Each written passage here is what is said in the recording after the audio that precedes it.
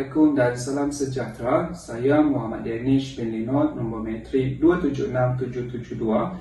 Assalamualaikum warahmatullahi taala wabarakatuh. Saya Muhammad Kalafi bin Bashir, nombor metrik 276767. Assalamualaikum warahmatullahi wabarakatuh. Nama saya Siti Nurhaliza binti Syamsuddin bernombor metrik 276704. Assalamualaikum warahmatullahi taala wabarakatuh.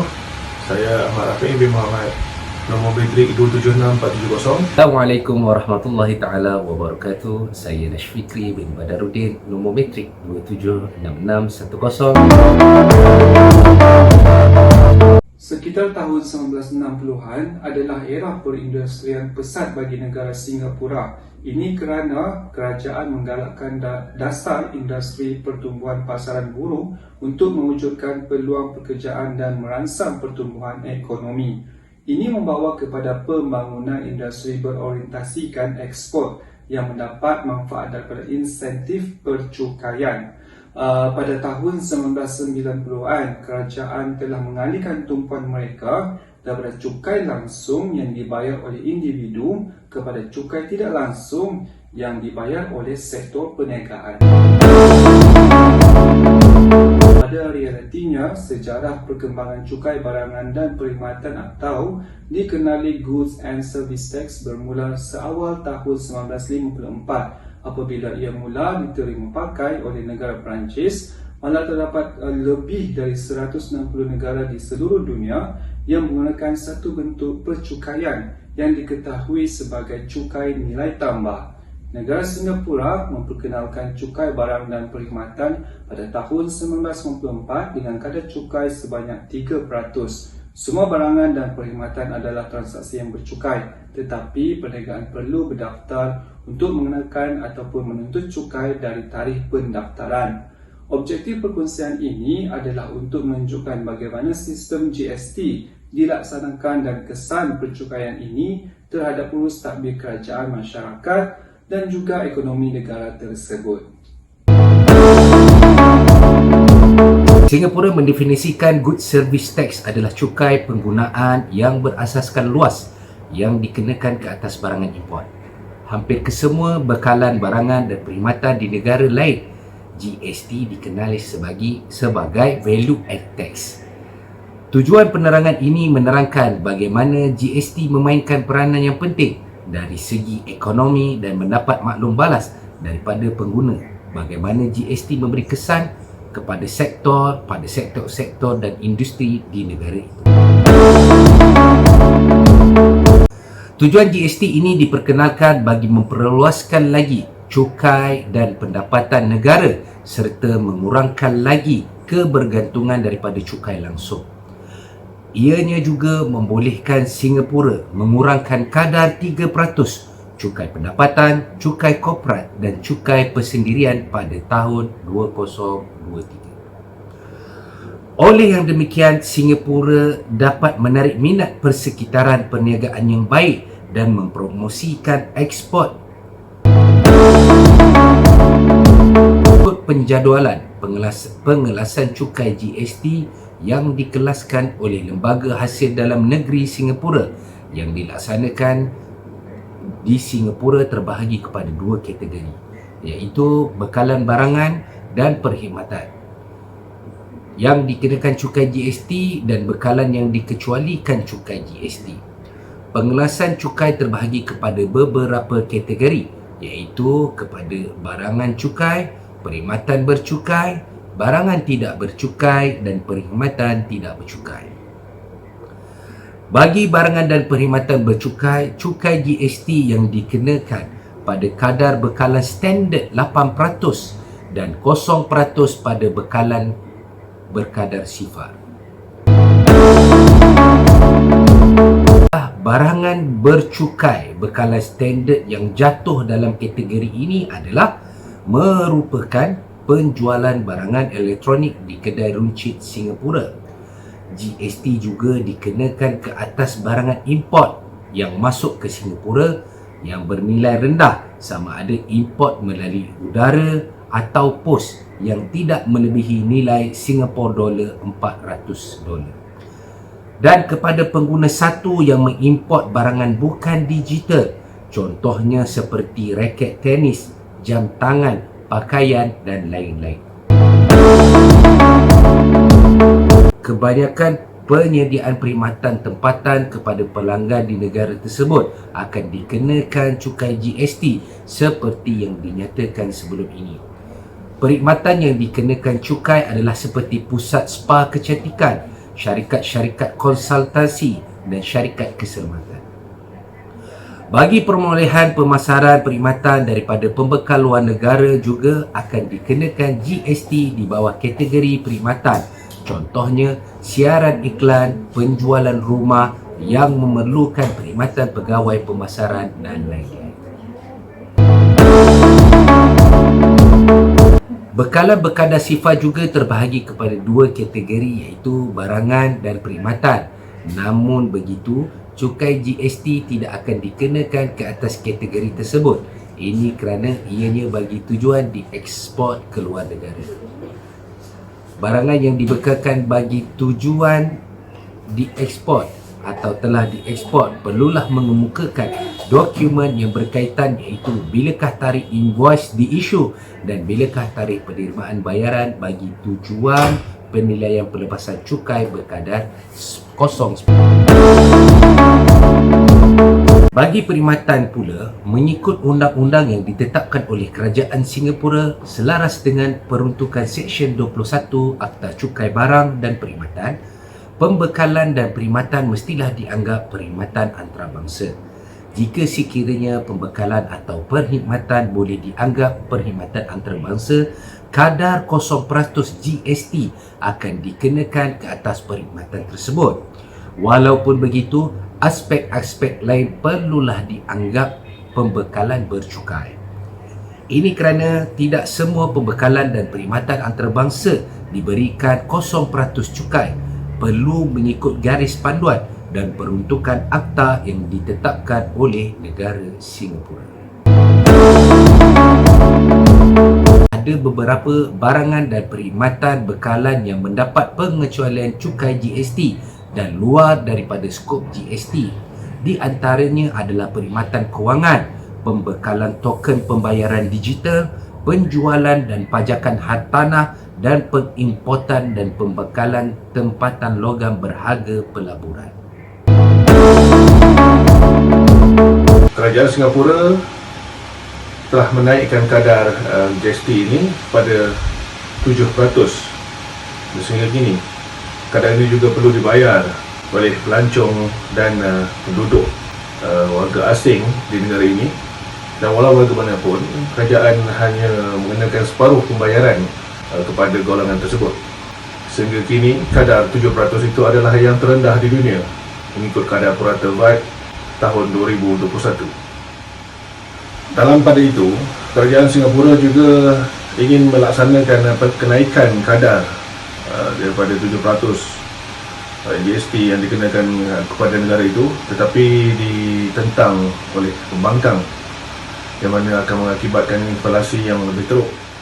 Dalam isu GST ini, kerajaan Singapura telah melancarkan satu pakej yang dipanggil pakej offset yang mana dapat mengimbang dan meredakan bebanan setiap isi rumah akibat dari cukai yang dilaksanakan. Dalam masa yang sama, kerajaan Singapura telah menilai semula cukai pendapatan golongan korporat dan individu, yang mana bagi golongan korporat, kerajaan Singapura mensasarkan potongan sehingga 27% dan manakala kepada individu sehingga 30%. Ini adalah untuk mengimbang cukai GST yang dilaksanakan di negara Singapura. Dan pada tahun 2002, laporan Jawatan Kuasa Semakan Ekonomi Singapura telah mengkaji dasar cukai ini. Kerajaan mencadangkan agar reformasi cukai ini adalah amat perlu untuk menarik investmen baru ke negara tersebut. Sebagai sebuah negara yang mengamalkan cukai korporat atau lebih tepat cukai yang telah dibayar oleh mana-mana syarikat ke atas keuntungan diberikan, pelepasan cukai terhadap pemegang saham.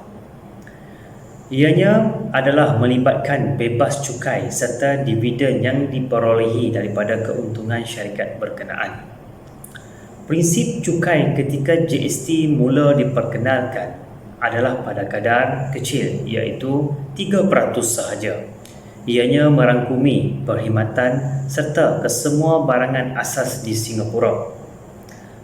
Langkah offset ini dilihat akan memberikan pengurangan kepada cukai pendapatan seseorang serta mengurangkan kadar cukai korporat iaitu dengan 3%. Prinsip cukai terbahagi kepada 3 iaitu prinsip equity, keberkesanan pentadbiran dan prinsip kecekapan ekonomi. Sistem cukai secara tidak langsung akan mempengaruhi perkembangan politik, sosial dan ekonomi dalam sesebuah negara. Jika dilihat kepada negara Singapura, GST telah memberikan impak hasil serta ekonomi, tetapi tidak dinafikan GST telah memberi kesan terhadap golongan yang berpendapatan rendah. Pelaksanaan GST ini mempunyai pelbagai manfaat serta kebaikan terhadap ekonomi sesebuah negara. Golongan yang berpendapatan tinggi akan membayar cukai pendapatan kepada kerajaan dan seterusnya digunakan untuk membantu kebajikan rakyat, infrastruktur, pendidikan dan kesihatan negara. Pelaksanaan GST di Singapura merupakan satu langkah yang penting ke arah sistem cukai yang lebih stabil dan cekap kerana ianya membantu mempelbagaikan sumber pendapatan kerajaan dan mengurangkan kebergantungan kepada cukai langsung. Hasil yang dijana daripada GST akan digunakan untuk membiayai pelbagai inisiatif kerajaan dan perkhidmatan sosial seperti penjagaan, kesihatan, pendidikan dan juga infrastruktur awam. Terdapat 3 kesan kepada kerajaan. Yang pertama adalah penjanaan hasil, yang kedua pengurangan kebergantungan cukai langsung dan yang ketiga adalah melicinkan operasi perniagaan. Tujuan utama pelaksanaan GST di Singapura adalah untuk meningkatkan sumber pendapatan kerajaan. GST telah menjadi sumber pendapatan yang boleh dipercayai dan penting bagi kerajaan Singapura yang telah membantu membiayai pelbagai inisiatif dan program sosial serta pembangunan infrastruktur. Hasil daripada GST boleh digunakan untuk membiayai pelbagai program pembangunan dan infrastruktur seperti penambahbaikan kepada rangkaian pengangkutan, kesihatan, pendidikan dan juga keselamatan awam. Sebelum pelaksanaan GST, kerajaan Singapura banyak bergantung kepada cukai langsung seperti cukai hasil sebagai sumber utama hasil. Namun begitu, dengan pengenalan GST, kerajaan Singapura mampu untuk mengurangkan kebergantungan kepada cukai langsung dan mengurangkan risiko turun naik pendapatan yang boleh berlaku apabila bergantung kepada satu cukai sahaja. Dalam jangka masa yang panjang, menggunakan pergantungan kepada cukai langsung dapat membantu mengekalkan kestabilan sistem eksis dan mengukuhkan kemampanan kewangan negara. Pelaksanaan GST di Singapura telah membantu melicinkan operasi perniagaan.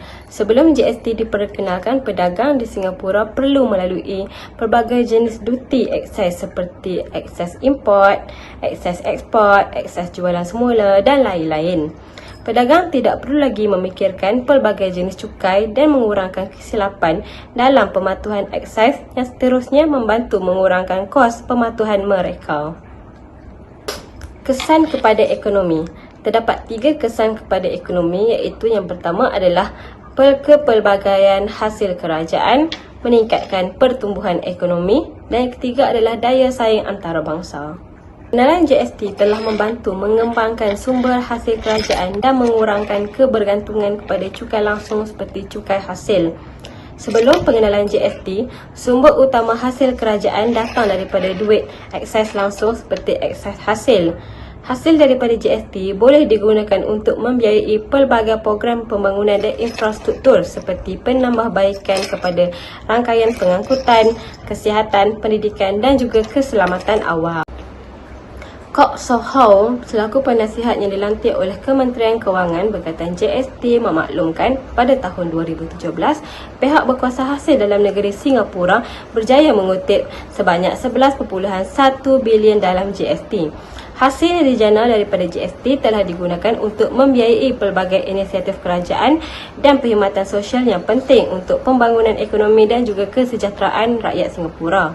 Hasil yang dijana daripada GST boleh digunakan untuk mengimbangi perbelanjaan kerajaan supaya kerajaan dapat mengekalkan kestabilan ekonomi yang lebih baik dan bertindak balas dengan cepat terhadap perubahan keadaan ekonomi global. Pelaksanaan GST di Singapura sememangnya telah membantu meningkatkan daya saing negara di peringkat antarabangsa dengan menyelaraskan sistem ekssaisnya dengan norma antarabangsa. GST ialah cukai nilai tambah yang dikenakan ke atas barangan dan perkhidmatan di Singapura. Dengan adanya GST, Singapura telah menyelaraskan sistem eksaisnya dengan kebanyakan negara maju di seluruh dunia. Kesan kepada masyarakat. Terdapat 3 kesan kepada masyarakat. Yang pertama adalah peningkatan hasil kerajaan, yang kedua kos sara hidup lebih tinggi dan yang ketiga adalah sistem cukai lebih cekap. GST boleh membantu meningkatkan pengeluaran kerajaan kerana ia membolehkan kerajaan mengumpul lebih banyak dana melalui duty eksais berbanding aktiviti jual beli dalam negara. Dana yang diperoleh daripada kerajaan melalui GST boleh digunakan untuk membiayai pelbagai program dan projek kerajaan seperti membina infrastruktur, menyediakan perkhidmatan awam dan pelbagai lagi yang memberi manfaat kepada masyarakat. Ianya termasuk meningkatkan kualiti infrastruktur seperti jalan raya, bandar dan bandar baru, perkhidmatan kesihatan dan pendidikan serta pelbagai program untuk membantu golongan miskin. Kenaikan GST telah meningkatkan harga barangan dan perkhidmatan dan ini mungkin memberi kesan kepada kos sara hidup di masyarakat Singapura. Bagaimanapun, kerajaan Singapura telah melaksanakan beberapa langkah untuk membantu isi rumah pendapatan rendah menghadapi kos sara hidup yang lebih tinggi. Selain itu, kerajaan Singapura juga menyediakan bantuan kewangan secara tetap kepada keluarga pendapatan rendah melalui skim seperti program bantuan perumahan dan skim bantuan kewangan. Membantu Singapura mengurangkan pergantungan pada cukai hasil dan memperkenalkan undang-undang cukai yang lebih luas. Sistem GST membuatkan semua orang yang membeli barangan dan perkhidmatan akan dikenakan kadar cukai yang sama, menjadikan sistem cukai eksais lebih saksama kerana ia dikenakan kepada setiap orang yang membeli barangan dan juga perkhidmatan. Umumnya pelaksanaan GST di Singapura ini telah memberikan kesan kepada masyarakat terutama isi rumah yang berpendapatan rendah. Kesan-kesan yang terpaksa golongan ini lalui sangat merisaukan sehingga mereka perlu mengurangkan kuasa membeli sesuatu barangan atau menggunakan sebarang perkhidmatan. Ia adalah disebabkan harga barangan keperluan yang sangat tinggi untuk dibeli. GST juga meningkatkan hasil pendapatan negara untuk bersaing dengan negara-negara yang maju yang lain. Pihak kerajaan Singapura juga telah mencapai peningkatan ekonomi yang mendadak dengan wujudnya GST. Sehingga Singapura mampu untuk menjana pelbagai infrastruktur bagi membantu kebajikan masyarakat.